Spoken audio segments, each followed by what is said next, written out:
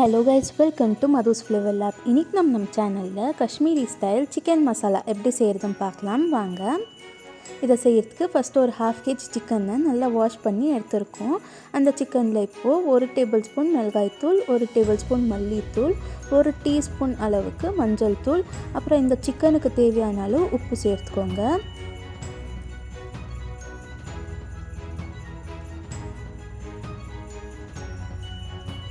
எல்லாத்தையும் சேர்த்துட்டு நல்லா கலந்து விட்டுருங்க.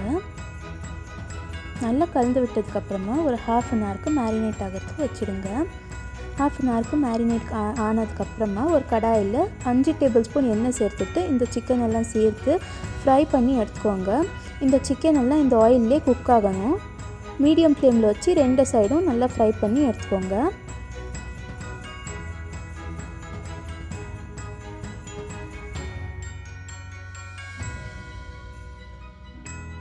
இப்போ பார்த்திங்கன்னா சிக்கன் நல்லா குக்கும் ஆயிடுச்சு, ஃப்ரையும் ஆயிடுச்சு.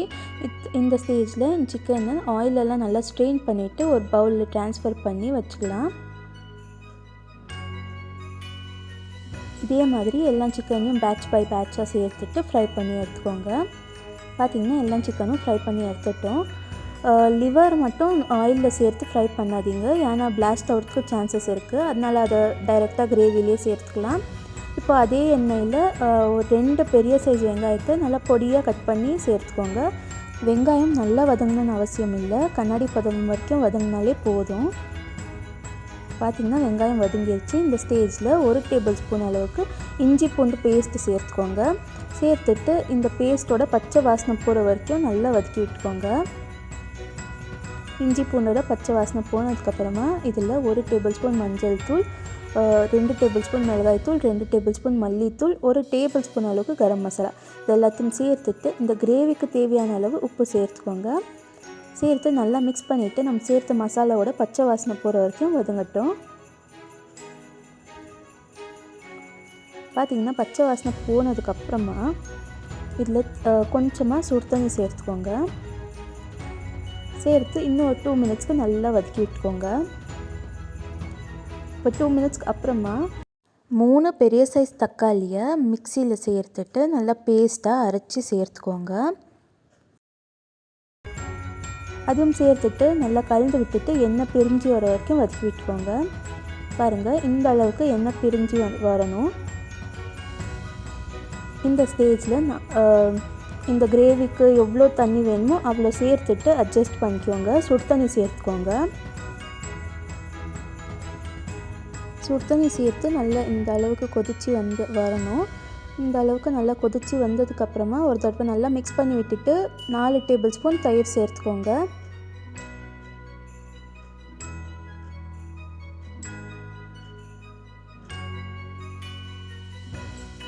நாலு டேபிள் ஸ்பூன் தயிர் சேர்த்து நல்லா மிக்ஸ் பண்ணி விட்டுருங்க. மிக்ஸ் பண்ணி விட்டுட்டு நல்லா கொதிக்கணும்.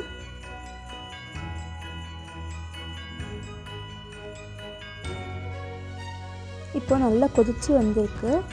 மறுபடியும் ஒரு தடவை நல்லா மிக்ஸ் பண்ணி விட்டுட்டு இதில் 1 கிளாஸ் அளவுக்கு காய்ச்சி ஆற வச்ச பால் சேர்த்துக்கோங்க.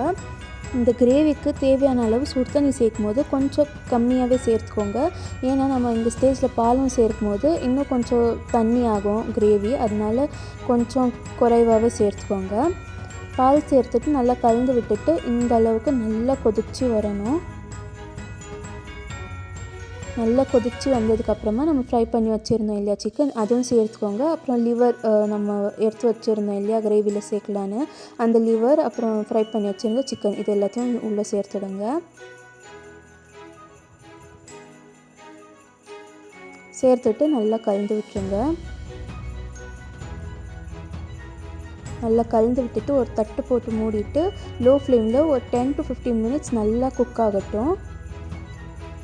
இப்போ 15 மினிட்ஸ்க்கு அப்புறமா திறந்து பார்த்தா நல்லா எண்ணெய்லாம் பிரிஞ்சு நல்லா குக்காகி வந்திருக்கு.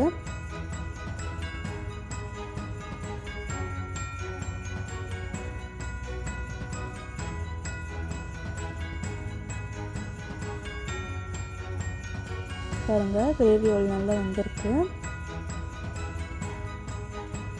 இந்த ஸ்டேஜில் 1 டேபிள் ஸ்பூன் அளவுக்கு கஸ்தூரி மேத்தி நல்லா க்ரஷ் பண்ணிவிட்டு சேர்த்துக்கோங்க.